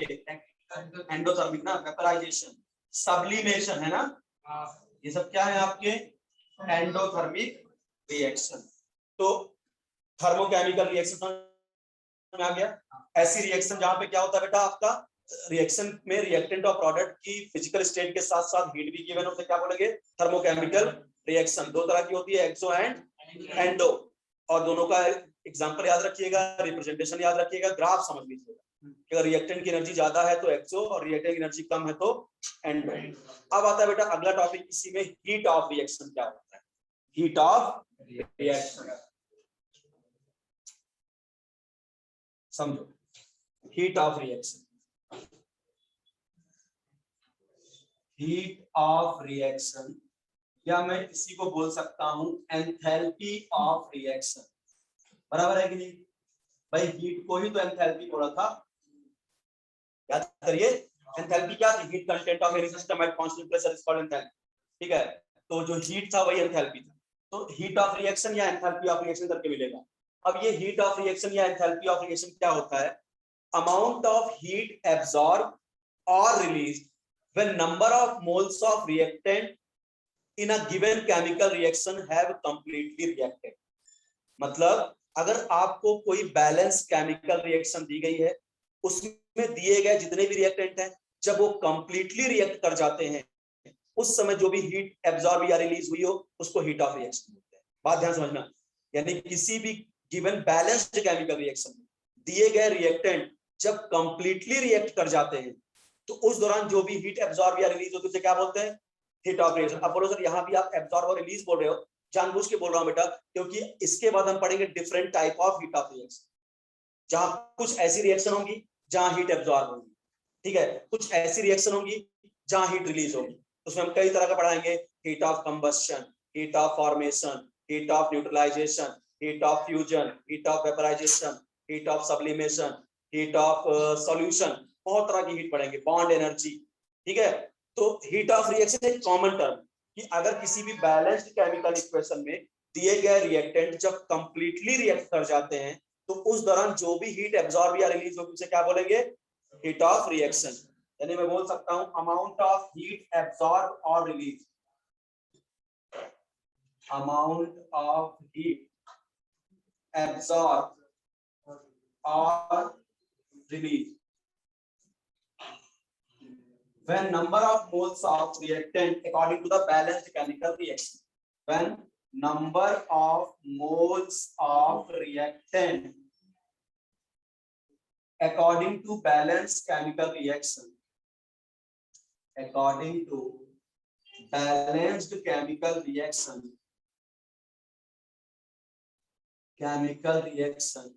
had completely reacted, यानी अगर किसी भी बैलेंस्ड केमिकल इक्वेशन में दिए गए रिएक्टेंट जब पूरी तरह से रिएक्शन कर जाएं, उस दौरान जो भी हीट एब्जॉर्ब या रिलीज हुई उसे क्या बोलते हैं, हीट ऑफ रिएक्शन। जैसे कुछ एग्जांपल दूंगा ज्यादा क्लियरिटी आएगी। जैसे समझो मेरे पास है H2 gas plus half O2 gas gives H2O liquid, ठीक है। अब आपको बताना है कि बताइए यहाँ जो भी हीट, अभी आपको नहीं पता कि सर ये मत सोचना सर एब्जॉर्ब हुई कि रिलीज हुई, ये बात की बात है कि बाद में तय करेंगे तो हम पढ़ेंगे different type of heat of reaction, तो वहां स्पेसिफाई करके बताएंगे कि यहाँ एब्जॉर्ब होती है कि यहाँ रिलीज होती है, ठीक है। अभी अपने को ये बताना है कि आप बताओ, मान लो ये बैलेंस्ड केमिकल इक्वेशन है, तो यहाँ पे जो भी हीट रिलीज होगी वो हीट ऑफ रिएक्शन होगी।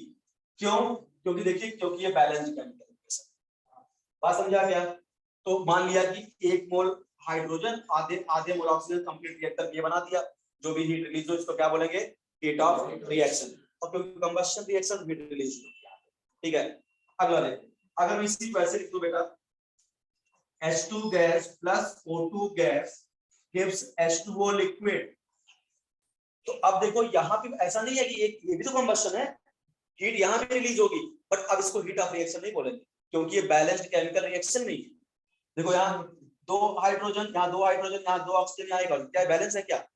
अगर बैलेंस नहीं है तो ऐसा नहीं है कि सर यहाँ पे रिलीज ही नहीं होगी, अरे कंबशन तो हो ही रहा है ना, लेकिन रिलीज होगी बट उसको हीट ऑफ रिएक्शन नहीं बोलेंगे। यानी रिएक्शन कैसे होनी चाहिए, बैलेंस, ध्यान रखना, ठीक है। तो बैलेंस्ड केमिकल इक्वेशन में दिए गए रिएक्टेंट जब पूरी तरीके से रिएक्शन कर जाते हैं तो उस दौरान जो भी हीट रिलीज होती है उसे क्या बोलेंगे हम, हीट ऑफ रिएक्शन। इसका मतलब यहाँ जो हीट रिलीज होगी वो हीट ऑफ रिएक्शन नहीं कहलाएगी, बराबर है कि नहीं, क्योंकि ये बैलेंस्ड केमिकल इक्वेशन ही नहीं है। चलिए अगला देखिए यहाँ पे, जैसे मैं ऐसे लिख लूं H2 gas plus O2 gas gives H2O2 liquid. मैं बोला मान लो H2 और O2 कंप्लीट रिएक्ट कर गए, तो बताइए यहाँ जो भी हीट रिलीज होगी वो हीट ऑफ रिएक्शन कहलाएगी कि नहीं कहलाएगी, बताओ। यस, क्योंकि ये बैलेंस केमिकल इक्वेशन ना, तो H2 O2 2 O2 बराबर बैलेंस है कि नहीं।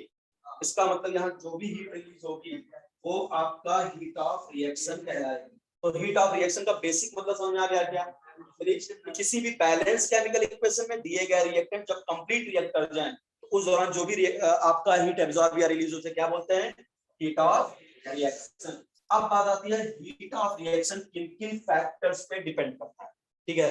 तो factor affecting heat of reaction, factor affecting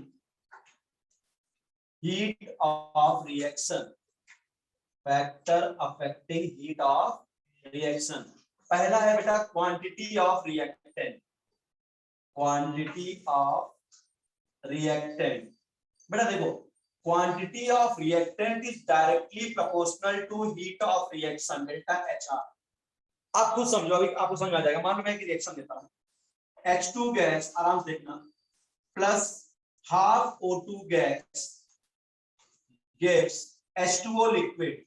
मान लो यहाँ जो आपका हीट ऑफ रिएक्शन दिया उसने वो दिया -280 किलो जूल पर मोल, ओके। अच्छा बताओ ये खुद क्या बता रहा है कि 1 मोल अगर जब ये रिएक्शन हो रही है तो इतनी हीट रिलीज होगी, अगर मैं इस रिएक्शन को 2 से मल्टीप्लाई करूं तो क्या हो जाएगा 2H2 plus O2 gives 2H2 बराबर, तो डेल्टा H भी 2 से मल्टीप्लाई हो जाएगा, 2 into minus 280 kilo joule per मोल एनर्जी रिलीज हो जाएगा, बराबर है कि नहीं? भाई जब 1 मोल पानी बन रहा है तो इतनी एनर्जी रिलीज हो रही है, 2 मोल बनेगा, ज्यादा नहीं रिलीज होगी क्या? सीधी सी बात है। इसका मतलब क्वांटिटी ऑफ रिएक्टेंट को मैं डबल करूंगा तो हीट ऑफ रिएक्शन डबल हो जाएगा। कुछ चीजें बेटा डायरेक्ट ऐसे समझ लो कि हीट ऑफ रिएक्शन जो होता है, आप सुन लो, अगर तुम रिएक्शन को किसी नंबर से मल्टीप्लाई करते हो, सपोज करो तुमको हीट ऑफ रिएक्शन को भी न्यूमेरिकल करते समय उस नंबर से मल्टीप्लाई करना पड़ेगा, ठीक है? अगर तुम मान लो किसी रिएक्शन को डिवाइड मार दो किसी नंबर से, इसको भी डिवाइड मार दो, ठीक है? यानी जो काम तुम रिएक्शन साथ करोगे उसके साथ करना पड़ेगा। भाई इसको डबल किया तो उसको भी 2 से मल्टीप्लाई, इसको अगर मान लो 2 से मैं डिवाइड करता तो इसको भी 2 से डिवाइड करता। अगर मान लो इस रिएक्शन को मैं पलट देता तो हीट ऑफ रिएक्शन की न्यूमेरिकल वैल्यू बिल्कुल सेम होती, बस स्लाइड साइन चेंज हो जाता। समझ में आ रहा क्या? ये सब काम न्यूमेरिकल करते जब बहुत यूज करना है, क्योंकि देखना जब हैश लॉ के न्यूमेरिकल करोगे ना तो कभी रिएक्शन को पलटना पड़ेगा, जोड़ना पड़ेगा, घटाना पड़ेगा, सब काम करना पड़ेगा। तो जो काम रिएक्शन के साथ करोगे वही तुम क्या करोगे, हीट ऑफ रिएक्शन के साथ करोगे। अगर किसी रिएक्शन को मैं किसी सुटेबल इंटीजर से मल्टीप्लाई करूंगा तो हीट ऑफ रिएक्शन भी उसी इंटीजर से मल्टीप्लाई होगा ड्यूरिंग न्यूमेरिकल। अगर मैं किसी रिएक्शन को मान लो किसी नंबर से डिवाइड मार रहा हूं तो उस रिएक्शन के दौरान जो हीट ऑफ रिएक्शन उसको भी डिवाइड मारूंगा। अगर मैं रिएक्शन को पलट दूंगा तो हीट ऑफ रिएक्शन की न्यूमेरिकल वैल्यू बिल्कुल एग्जैक्ट वही रहेगी, बस साइन चेंज हो जाएगा। बात समझ में आ रहा है? ये सब बातें ध्यान रखो। तो क्वांटिटी ऑफ रिएक्टेंट समझ में आ गया पहला, कि अगर quantity of reactant directly proportional to heat of reaction. Second point आपका है physical state of reactant and product. इस पे भी डिपेंड करता है बेटा heat of reaction, physical states of reactant and product. Reactant और प्रोडक्ट की फिजिकल स्टेट चेंज होने से भी हीट ऑफ रिएक्शन चेंज हो जाता है। जैसे एग्जांपल दे रहा हूं, ज्यादा क्लियरिटी आएगी। जैसे हमने लिया H2 गैस, और ध्यान समझो, प्लस हाफ O2 गैस। आपको ये सब डेटा नहीं रट्टा मारना, ये सब न्यूमेरिकल में दिया रहता है, ठीक है? Half O2 gas gives H2O liquid. यहां तुमको डेल्टा H दिया -280 किलो जूल पर मोल, ओके? ये इसका हीट ऑफ रिएक्शन हुआ। अगला आपको दिया H2 gas plus half O2 gas gives H2O gas, और डेल्टा H हुआ -240 किलो जूल पर मोल। ध्यान से देखो, यहाँ प्रोडक्ट जो था वो लिक्विड स्टेट में था, यहाँ देखो बिल्कुल सेम रिएक्शन है, 100% बैलेंस रिएक्शन है, ठीक है? लेकिन देखो प्रोडक्ट का फिजिकल स्टेट चेंज हुआ, देखो हीट ऑफ रिएक्शन। बात समझ में आया क्या? यानी फिजिकल स्टेट चेंज होने से भी क्या होगा, हीट ऑफ रिएक्शन चेंज होगा। और बड़ा सिंपल सा लॉजिक ऐसा हुआ कि बता दूं मैं आपके सामने। ये गैस है, आप बताओ कौन सी वैल्यू ज्यादा है? 240। ध्यान रखना, ये माइनस मत देखना भैया, ठीक है? माइनस का मतलब केवल इतना इंडिकेट करता है हीट रिलीज हो रही है। इसका मतलब जब यहाँ क्वार्टर बना तो 240 किलो जूल एनर्जी बाहर हुई, ठीक है? और यहाँ बना तो 280। तो इसका मतलब क्या है, आप अगर ध्यान से देखो तो क्या होगा, जब गैस होगी ना, गैस का मतलब क्या होगा, ये हाई टेम्परेचर पे होगा। जब ये कंडेंस होगा तब तो लिक्विड बनेगा ना। तो आप बताइए, गैस था तो ये हाई टेम्परेचर था, जब कंडेंस होगा नहीं कूल होगा तभी तो लिक्विड बनेगा। और जब कूल गैस को कूल करोगे तो क्या कुछ एनर्जी रिलीज होगी, इसे 240 के ऊपर चलेगी एनर्जी। समझ में आया लॉजिक क्या? भाई गैस का मतलब वेपर बना था, वेपर की एनर्जी ज्यादा थी, तो वेपर कूल होगा तब तो लिक्विड बनेगा ना वो। अरे बाबा, तुम H2O2 को मिलाओगे, हीट करोगे तब तो पानी बनेगा। क्या पानी ठंडा बनेगा क्या? ठीक है, हीट करोगे तो पानी गर्म ही बनेगा ना तुम्हारे सामने। इसका मतलब अगर उसको ठंडा करना है तो वेपर फेज में होगा, वेपर जब कूल होगी तब लिक्विड बनेगा। और जब वेपर कंडेंस होती है इसका मतलब लिक्विफाई होगी, एनर्जी लॉस करेगी, तो 240 तो रिलीज करना ही करना था। कुछ एनर्जी लॉस की कब, जब वेपर से लिक्विड में गई, उसको जोड़ के 280 हो गई। समझ में आ गया क्या? इसका मतलब क्या है, अगर रिएक्टेंट या प्रोडक्ट का फिजिकल स्टेट चेंज होता है तभी क्या होता है, हीट ऑफ रिएक्शन चेंज हो जाता है, ठीक है? अगला है allotropic form of the reactant. Reactants के एलोट्रोपिक फॉर्म को चेंज करने पर भी हीट ऑफ रिएक्शन चेंज हो जाता है। थर्ड जो पॉइंट है, allotropic form of reactant. Allotropic form of reactant.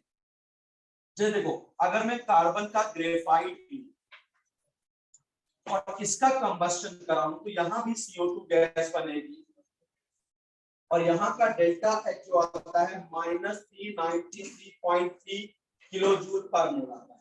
लेकिन अगर मैं कार्बन के डायमंड फॉर्म का, ये इसके एलोट्रॉप होते हैं ना, ग्रेफाइट एंड डायमंड, इसका अगर मैं कंबशन कराऊं तब भी CO2 बनेगा, लेकिन जरा एंथैल्पी हीट ऑफ रिएक्शन को देखिएगा -399.3 किलो। तो क्या एलोट्रॉप को भी चेंज कर, हीट ऑफ रिएक्शन चेंज हो गया क्या? ग्रेफाइट जो है थोड़ा सा क्या है बेटा आपका, डायमंड बहुत ही टफ है, इसका कंबशन करो तो ज्यादा एनर्जी यूज होगी। ठीक है, तो ये सब आपको आएंगे मल्टीपल चॉइस क्वेश्चन कि which of the following statement is correct. Is allotropic form of a reactant affect heat of reaction? Yes या no? बात समझ आ रहा है कि नहीं? तो इस बात को समझिएगा कि अगर एलोट्रॉपिक फॉर्म भी चेंज कर दूंगा तब भी हीट ऑफ रिएक्शन चेंज हो जाएगा। ठीक है, एंड द लास्ट जिस पे हीट ऑफ रिएक्शन डिपेंड करता है वो है आपका टेम्परेचर। लास्ट फैक्टर है आपका temperature. Heat of reaction temperature पे भी डिपेंड करता है, और इसको समझाया था with the help of Kirchhoff equation. ये फिजिक्स में भी पढ़ा होगा, बट वो अलग है, ये अलग है। ठीक है, यानी डायरेक्ट क्वेश्चन किया था बेटा, किरचॉफ इक्वेशन इतना पॉपुलर इक्वेशन है, इसको न्यूमेरिकल कभी नहीं देंगे, पूछते हैं which of the following is the Kirchhoff equation. फिर आपको देख के पता करना होगा किरचॉफ इक्वेशन कौन सा लिखा है। ठीक है, तो किरचॉफ इक्वेशन क्या होता है, ये बताता है कि हीट ऑफ रिएक्शन टेम्परेचर को चेंज करने से हीट ऑफ रिएक्शन कैसे चेंज होता है, इसको किसने समझाया था? किरचॉफ ने। और इनकी इक्वेशन दो तरह से डिफाइन होती है, एक कांस्टेंट वॉल्यूम पे, एट कांस्टेंट वॉल्यूम पे, और एट कांस्टेंट प्रेशर। ठीक है, अब देखो जरा ध्यान समझना, इक्वेशन जो होती है delta Cp is equal to delta Ht2 minus delta Ht1 upon T2 minus T1। ठीक है, ये हो गया। और अगर यहां लिखूं delta Cv is equal to delta E internal energy, T2 minus internal energy T1 upon T2 minus T1। इस तरह से लिखा। अब देखो बेटा, ये तो मैं दिखा दिया बहुत डिटेल में लिख के, वो कैसे करेंगे वो ऐसे कर देते हैं। देखो बहुत ध्यान से, TH अपॉन DT, अब ऐसे फंसाएंगे तुमको। हाँ, वो हम इसको पढ़ा रहे हैं, वो ऐसे देखेंगे, P is equal to delta Cp, वही चीज है, लेकिन ऑप्शन में ऐसे बना देते हैं कंफ्यूज। ठीक है भाई, DH अपॉन DT ये delta H upon delta T equal to Cp। तो बस तुम क्या किरचॉफ में पकड़ने का सिंपल शॉर्टकट बता दूं तुमको। अगर यहाँ डेल्टा Cp दिखे, यहाँ ढूंढ लेना डेल्टा H, यहाँ डेल्टा Cv दिखे, यहाँ ढूंढ लेना डेल्टा EH। ठीक है, बात समझ में आ रहा है क्या? तो इस तरह से आपको यहाँ पे बता देंगे। और थोड़ा चेंज करेंगे तो तुम्हारे साथ खेल देंगे, बताओ कुछ नहीं। क्या इसको मैं ऐसे लिख सकता हूँ क्या बेटा, अगर ये डेल्टा H है तो अब यहाँ देखो क्या DH को H2 minus H1 upon T, इसको क्या करें डेल्टा Cp इंटू DT को एक तरफ कर देंगे और H2 माइनस H1 को एक तरफ कर देंगे, तो भी किरचॉफ इक्वेशन है। सिंपल से ये देख क्या पहचान जाओगे, इतना देखना है कि अगर डेल्टा Cp है यहाँ ढूंढना delta H, delta Cv delta E, और यहाँ पे केवल तुमसे कभी न्यूमेरिकल आता ही नहीं किरचॉफ। किरचॉफ सिंपल आएगा which of the following is the Kirchhoff equation. और ये क्या बताता है, dependence of temperature on heat of reaction. ये हो गया बेटा हीट ऑफ रिएक्शन। आज की बातों को यहीं पे खत्म करते हैं, नेक्स्ट लेक्चर स्टार्ट करेंगे different type of heat of reaction. ठीक है।